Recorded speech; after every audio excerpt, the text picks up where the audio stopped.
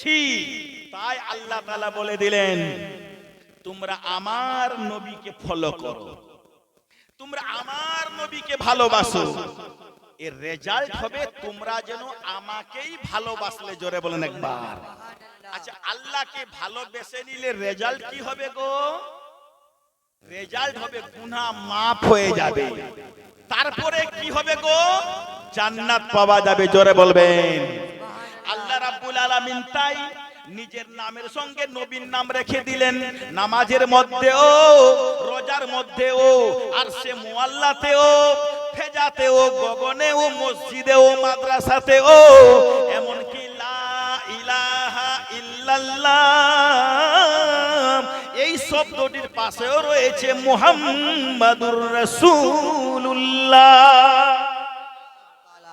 দেখলেন, আরশে মুআল্লাতে, নবীর মাদ্রাসাতে, আল্লাহর ঘরে, আর কোরআন পাকের মধ্যেও, হাদিস পাকের মধ্যেও আল্লাহর নাম রয়েছে, নবী পাকেরও নাম রয়েছে।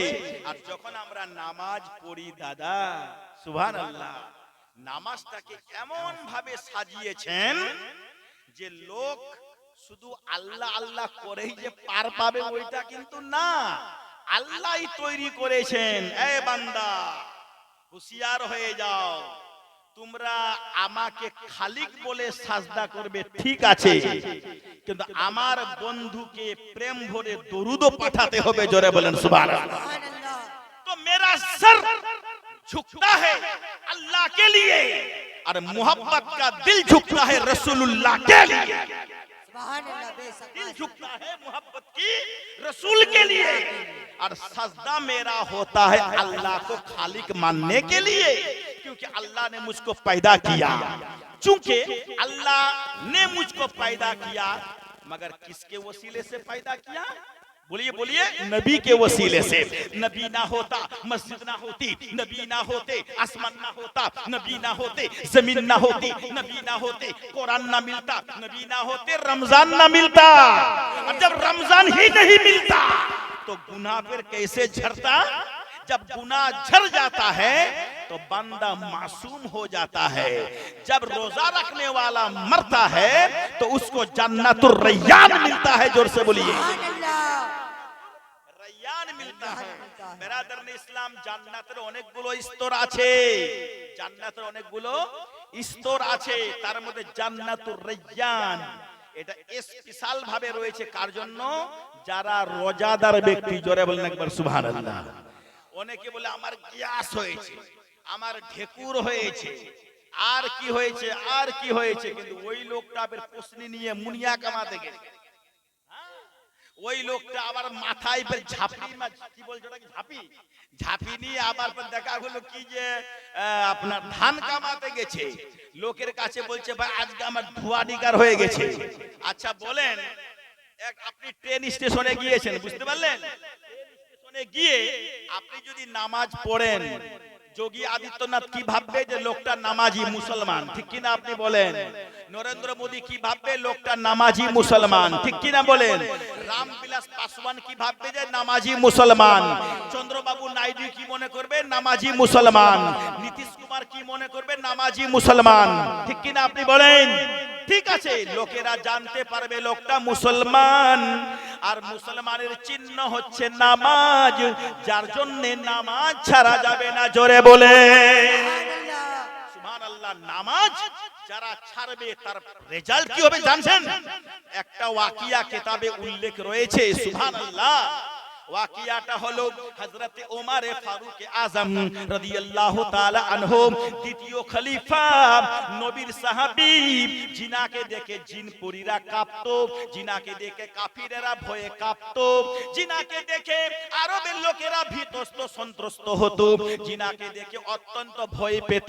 হযরত ওমর ফারুক রাদিয়াল্লাহু তাআলা আনহু একদা চলে আসছেন কোন দিক দিয়ে? একটা রাস্তা দিয়ে, রাস্তা দিয়ে আস্তে আস্তে হঠাৎ একটা জায়গাতে দেখছেন এক বুড়িয়া কিন্তু কাঁদছে। জোরে বলেন একবার, কি করছে ভাই, কি করছে বলেন, বলেন। আসছে, কাঁদছে নাকি? কি করছে? কাঁদছে। মা, আপনি কেন কাঁদতেছেন? বেটারে, আমি গরিব মহিলা বুড়ি, আমার একটু মাত্র কিরোসিন তেল ছিল, এই পিয়ালাতে বাড়িতে নিয়ে যেতাম, হেরিকেনে কিংবা কুলফি বা চেরাগে দিতাম, সেটা দ্বারা আলো পেতাম, বাড়িতে বাস করতাম, যাতে করে কোনো অসুবিধে হতো না। কিন্তু বেটা, আমি চলতে গিয়ে আমি টক্কর খেয়ে নিলাম একটা মাটির কেবলমাত্র উচ্চ অংশের সঙ্গে, আমার টক্কর লেগে গেল, যার জন্য কিন্তু আমার তেল হাত থেকে ছুটে পড়ে গেল, আর এই মাটির এই অংশটুকু তেল শোষণ করে নিল। বেটা, আমি এই তেল চলে যাবার দুঃখে কাঁদতেছি, তুমি আমার ব্যবস্থা করে দাও, তুমি আমার ব্যবস্থা করে দাও। কাকে বলছে? উমরে ফারুককে। কে বলছে? ওই বুড়িয়াটা। বুঝতে পারলেন? আচ্ছা বলুন, নরেন্দ্র মোদী ওই তেলটা মাটি থেকে ফিরিয়ে দিতে পারবে? এই কেন কথা বলেন না জি? যোগী আদিত্যনাথ কি পারবে? চন্দ্রবাবু নাইডু কি পারবে? না। আপনি পারবেন? আমি পারবো না? না, ওরাই পারবে যারা আল্লাহ ওয়ালা, যারা নবী ওয়ালা, যারা ওই রকম কোরআন ওয়ালা, জিনারা মর্তবা ওয়ালা, জিনারা আল্লাহকে ভয় পায়, অন্য কাউকে ভয় পায় না। জোরে বলেন সুবহানাল্লাহ। আমার উমরে ফারুক বলেন, ওগো মা, তুই টেনশন করিস না, তোর টেনশন করার কোনো দরকার নাই। চলো চলো, কোন মাটির অংশটা তোমার তেল নিয়েছে, অংশটাতে উমরে ফারুককে নিয়ে যাওয়া হলো। উমরে ফারুক রাদিয়াল্লাহু তাআলা আনহু অংশটাকে দেখিয়ে দেওয়া হলো। উমরে ফারুকের হাতে একটা লাঠি ছিল, তার হাতে একটা আশা ছিল, আশা দিয়ে মাটিকে টাচ করে বললেন, ও মাটি, তুমি বৃদ্ধা মহিলার তেল শোষণ করে নিয়েছো, তুমি বলো বলো, সেই বৃদ্ধাকে তুমি তেল ফিরিয়ে দিবে কিনা বলো। জোরে বলেন একবার। মাটি কেঁদে কেঁদে বলে, ওগো উমরে ফারুক দ্বিতীয় খলিফা, আমি আপনাকে চিনতে পেরেছি, আপনি নবীর দ্বিতীয় খলিফা।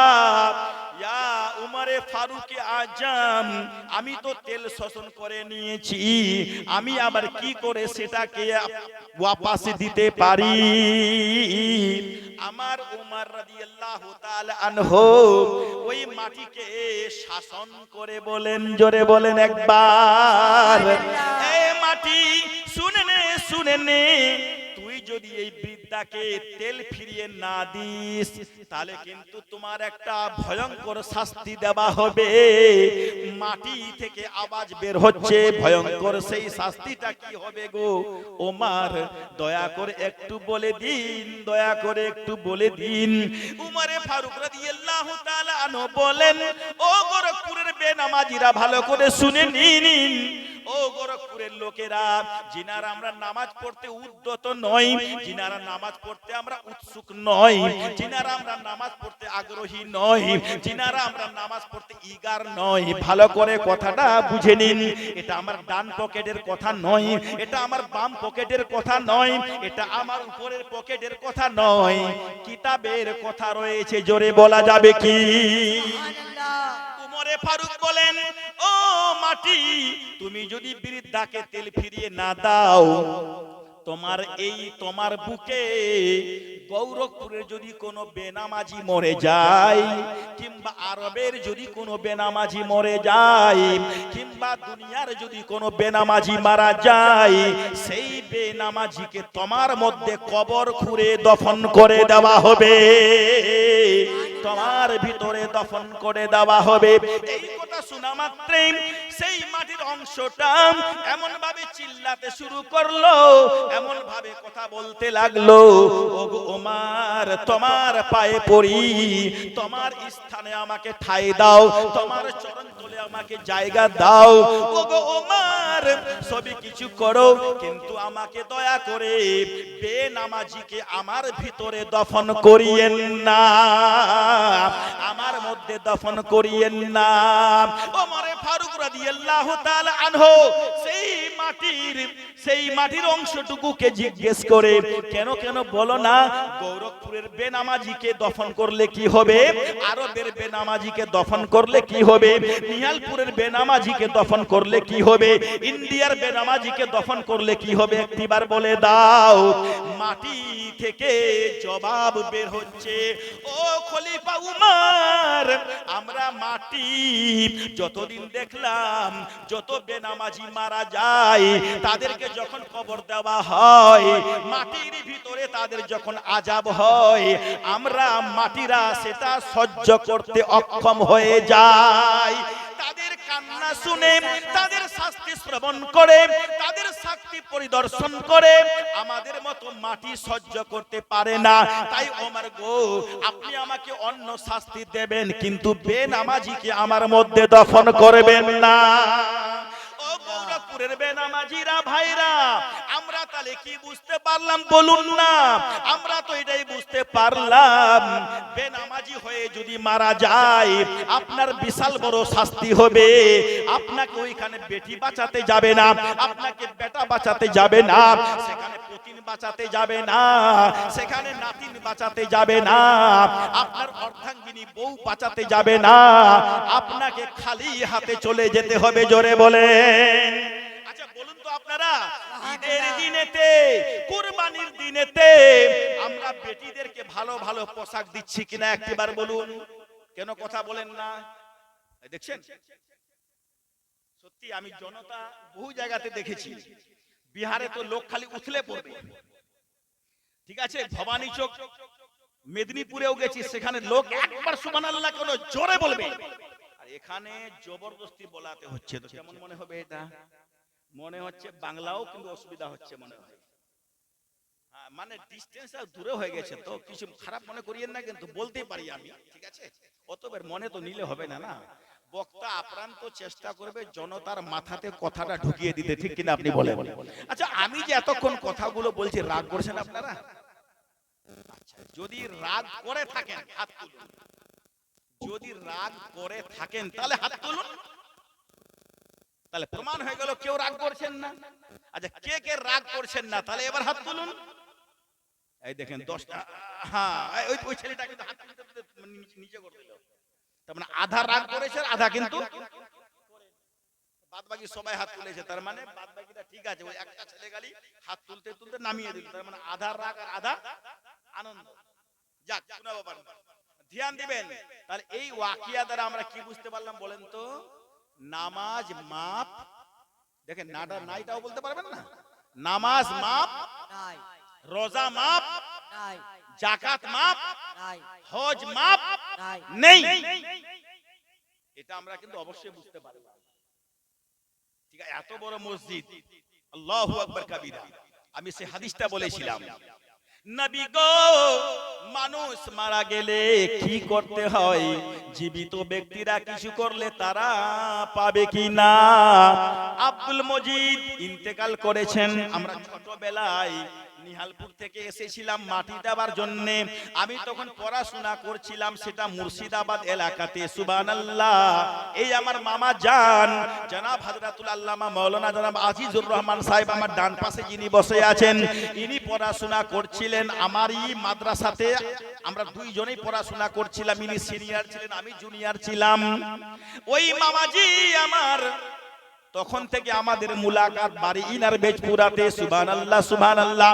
জনাবে আব্দুর রশিদ সাহেব পড়াশোনা করছিলেন তখন কালিয়া চকে, তবে বয়সে তিনি অত্যন্ত জুনিয়র এবং ক্লাসেও তিনি জুনিয়র ছিলেন। আমরা ছোটবেলাতে মস্তানজিকে মাটি দিতে এসেছি কি মনে করে বলুন তো? বরকত মনে করে। সুবহানাল্লাহ বলুন। এই ক্ষেতগুলো হাল বাবা ছিল, লাঙ্গল বাবা ছিল, হাজার হাজার মানুষের সমাগম হয়েছিল, মাটির ঢেলগুলো তুলে আমরা মাটি দিচ্ছিলাম। এই স্মৃতিটা, এই সিনারিটা, এই দৃশ্যটা আমার মস্তিষ্কে এখনো বিরাজ আছে। জোরে বলেন আলহামদুলিল্লাহ। জনাবে আব্দুল মজিদ সাহেব প্রায় বাংলাদেশ থেকে আগমন করার পরে অন্য গ্রামে তিনি যাননি, এই গ্রামটাকে তিনি চয়ন করে নিয়েছেন আর এই জায়গাটাতে মসজিদ বানিয়ে দিয়েছেন। এর মানে হলো এটা মাটির সব হিস্সা মসজিদ তৈরি হতে পারে না। আকাশের কোলে মিটি মিটি তারকা যেমন থাকে, জল জল দপদপে চকচকে ফটফটে যেমন তারকা রাজি রয়েছে, তার মধ্যে কিছু কিছু এমন তারকা রয়েছে অত্যন্ত চকচক করে, ঠিক কিনা আপনি বলুন? ঠিক তেমনি নিহালপুরেরও মাটি রয়েছে, গৌরবপুরেরও মাটি রয়েছে। 500 रुपया दिया हमारा बाबूजी ने, और एक ने 50 रुपया दिया, और एक ने 50 रुपया दिया, और एक ने 50 रुपया दिया, एक ने 20 रुपया दिया, एक ने 10 रुपया दिया। इंशाअल्लाह ताला কোনো অসুবিধা হচ্ছে আপনাদের? ভালো করে শুনুন। তিনি যখন ইন্তেকাল করলেন, ইন্তেকালের পরে আমরা তার পক্ষ থেকে কি পেয়েছি বলুন তো? আজকে বহিরাগত ছাত্ররা মাদ্রাসা এডমিশন নিচ্ছে কিনা আপনি বলুন? আচ্ছা বলুন, সবচাইতে আল্লাহর নিকটে উত্তম লোককে আজও কি খুঁজে বের করতে পেরেছেন? পারেননি। আল্লাহ বলছেন মান তাআল্লামাল কুরআনা ওয়া আল্লামাহুন নাস। রাসূলুল্লাহ বলছেন নাকি? আল্লাহর নবী বলেছেন যেই ব্যক্তি নিজে কোরআন শরীফ পড়ে বা শিখে এবং অন্যজনকে শিখিয়ে দেওয়ার ব্যবস্থা করে, সেই ব্যক্তি আমার নিকটে অত্যন্ত প্রিয়। জোরে বলেন আব্দুল মজিদ সাহেব তিনি কোরআন পড়েছিলেন কিনা বলুন? অবশ্যই পড়েছিলেন। আর তিনি এমন একটা বাগিচা লাগিয়ে গেলেন, এমন একটি বাগান লাগিয়ে গেলেন, সেখানে আম পাওয়া যায় না, সেখানে আপনার জাম পাওয়া যায় না, সেখানে এমন কিছু পাখি পাওয়া যায় যাদেরকে কোরআনের পাখি বলা হয়। জোরে বলেন সকালবেলা যখন হয়ে যায়, মসজিদে যখন আজান হয়, মসজিদের আজান হওয়ার পরে যখন মুক্তাদিরা নামাজ পড়ে নেই, নামাজের অন্তভাগে শেষে কোরআনের পাখিরা গুনগুন করে এই বাগানে কোরআন শরীফের তেলাওয়াত করে দেয়। জোরে বলেন সেখানেই মাজার রয়েছে, ওখানেই কবর রয়েছে।